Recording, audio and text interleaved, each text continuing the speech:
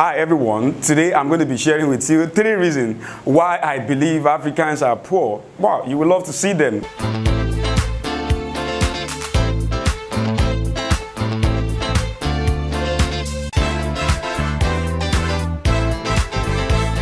You are welcome back. I'm Steve O. Courage. I started this channel because I really want to challenge my fellow African. We could change African if we want to. Now, I want to share with you basically 3 reasons why I think Africans are poor. You see, there have been a lot of things people are saying. I've read copies of things on the internet, fair books and all that. Everybody has opinion as per why Africans are poor. Some think it's because of we were colonized for several years. Some think it's because politicians are bad. Some other people think maybe because our continent is hot. Some people who are a little bit funny even think maybe because our skin is black. No, all those I think are not probably the reason. Okay, let me cut them one after the other. Think about it for a moment. If we think about colonization, thinking, okay, we've been colonized for several years, and that is why we are poor. That is like making an excuse for yesterday. It's like saying the reason why I'm short is because my father is short. Right, you are right, but that is not an excuse for you to pity yourself for the rest of your life. No. So when people think we are poor because we were colonized for 500 years, yeah, maybe that has a part, but forget it. That has been many years ago, and we have overcome that. So 50 years after, 70 years after, some of us 100 years after, I think we should have, get it right all over again. Now, some other people think it is because politicians are bad. I disagree with this because, you see, politicians are not bad. Politicians are a reflection of who we are. No leaders is exceptionally bad than an average follower. Now, in any particular country or nation of the world, a leader is just like a picture of what an average man is.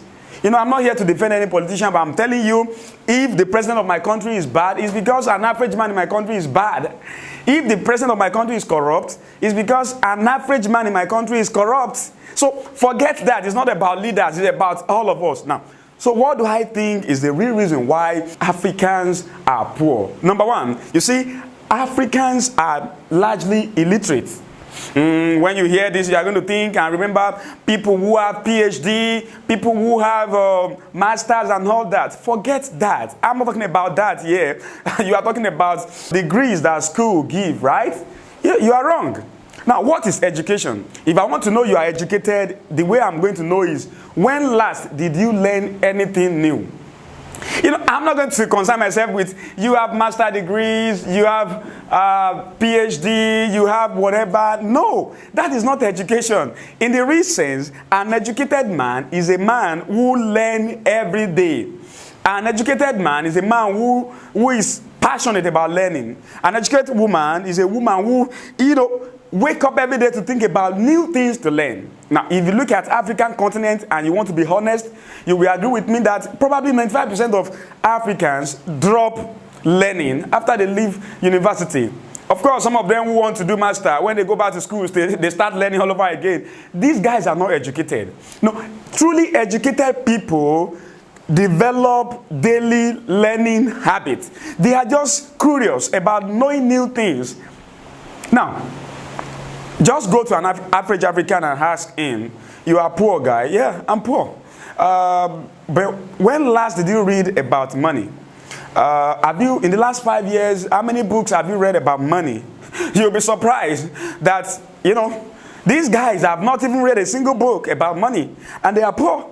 The reason is because, because I have, a degree in accounting, I have a degree in law, I'm educated. These guys are proud because of their education, which is not education.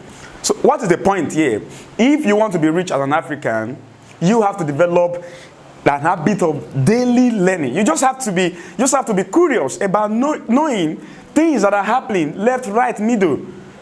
If you know more than other people, you are going to be richer than them. That is the point. Now, the second reason why I believe Africans are very, very poor is because we have a kind of dependent spirit, which is unfortunate.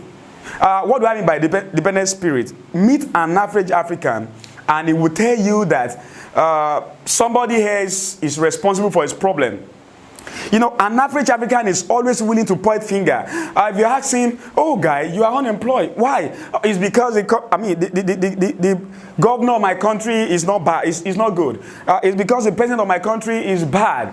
That is why he believes he is unemployed. And if you meet an average African, oh guys, why are you poor? This guy is willing to tell you, I'm poor because you see, the economy of my country is not good. You see, my parents are poor. You see, I was born in a village. You see, I don't have, in fact, somebody called me one of these days to tell me the reason why he was poor is because he didn't get education. And this man was speaking English. And I asked him, what else do you call education now? You are old enough to learn anything you want to learn. You can read, you can write, and you are claiming the reason why you are poor is because you don't get education. If you don't get education because your parents didn't give you, can't you give yourself? So now, there is this kind of dependent spirit in Africa that makes everybody wanted to point finger at somebody else. And if you want to know the way it works in a perfect sense, just look at the way our government operates. They all need foreign aids. And that is irresponsibility. You know, average African leader thinks about foreign aid. Either you are in Zimbabwe or you are in Nigeria or you are in South Africa. Nigeria has problem and he thinks about foreign aid from UK, not knowing that UK is just 1/3 of the entire Nigeria population.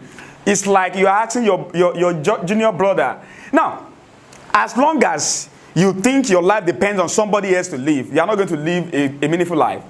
Either as a nation or as an individual. As long as you think, I have a problem, government should be the one to solve my problem.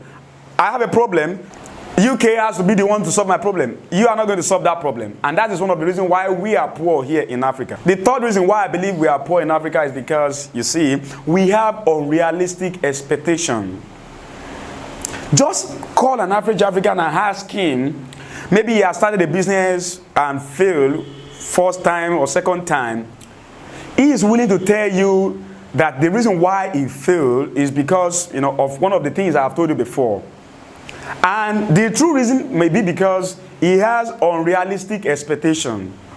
An average African has unrealistic expectation. He wants to start a business and he wants it to succeed now. He wants to venture into something and he wants to be successful now. He wants to play football and he wish he could just go to field tomorrow and become a champion now. He wants to sing music and he believes his first album should become, you know, famous now. Unrealistic expectation. You know, I failed in business world more than 7 years. And I kept on trying because I knew nowhere in the world do people get success so easily.